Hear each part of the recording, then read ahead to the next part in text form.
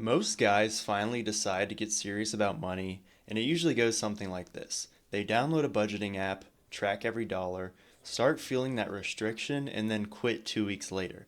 And it's not because they lack discipline, it's because budgeting is the wrong game to be playing. When you try to rely on spending caps and pure willpower, you either feel broke all the time or you burn out and go right back to spending unconsciously. And that's how 5 years can go by with nothing to show for it. And me personally, I don't budget.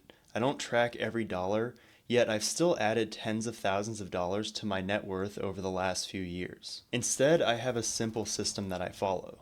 The problem with most traditional budgeting is that it assumes you live your life like a character in The Sims. Every day you live looks the same, with the same routine, same spending, and then maybe once a week you'll go out and spend an extra $50. But let's be real, no one actually lives like that. You could be stuck in traffic on a random Tuesday night, be starving, and decide to go grab some quick food.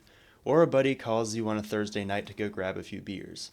Life doesn't run on a spreadsheet, and when you're constantly restricting yourself in those moments, that's when you get burnt out and drop it altogether. And that's because traditional budgeting relies on sheer willpower. You have to drive past those restaurants when you're starving, you have to turn your friends down when they invite you out, and you have to be constantly fighting the urge to spend. And it feels like you're always playing defense against all these temptations to purchase things. And eventually you're going to get tired. So instead of playing defense, you need a system that lets you play offense. Let me explain what I mean. Now, the most important part of this system is that you need to remove the money that you save for investing before you even have a chance to spend it. Most employers offer a 401k, and at the very least, you want to have that set to your match. And that way 4 to 6% of your paycheck, or whatever your match is gone before it even hits your account. This way you're not even thinking about it, it's just already invested.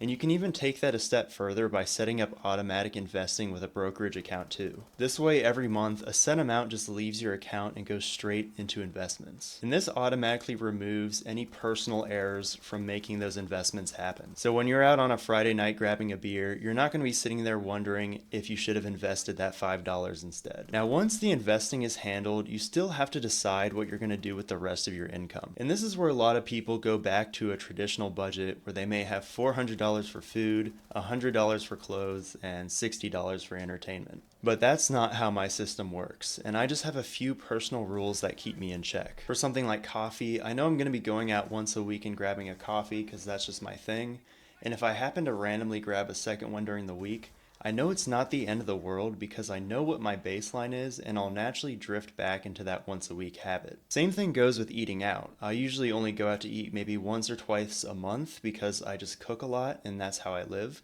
But if there's a week where I go out with friends or something, that's fine and I'm not stressed about it because I know what my normal habit is. I found a baseline that works for me and it's one that I'm happy with and that I find sustainable, and that's what keeps money in my pocket for investing. And when it comes to spending on things that actually build me, like going to the gym or jujitsu, I'm willing to spend more and not stress so much about it. I've also started to take up more hobbies that are either cheap or free, which includes things like hiking and reading, and these allow me to feel fulfilled while also keeping more money in my pocket that I can invest. So the key here is not trying to live perfectly, it's just staying consistent with a system that allows you to pocket more of your money. And a good way to hold yourself accountable to this system is by doing a monthly or even bi-monthly check-in. Now this isn't going to be some obsessive check or itemizing every purchase.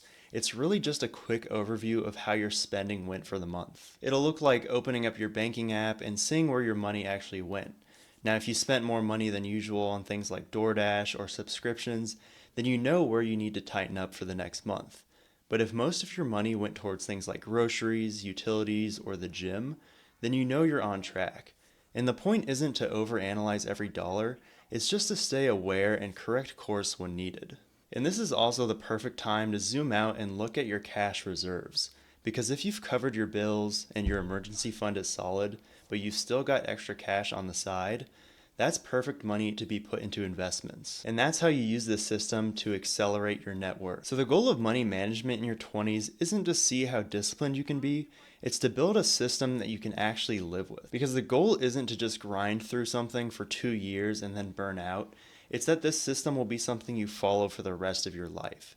And that's how real wealth gets built. So if you guys liked the video, make sure you leave a like and subscribe, and I'll catch you guys in the next one.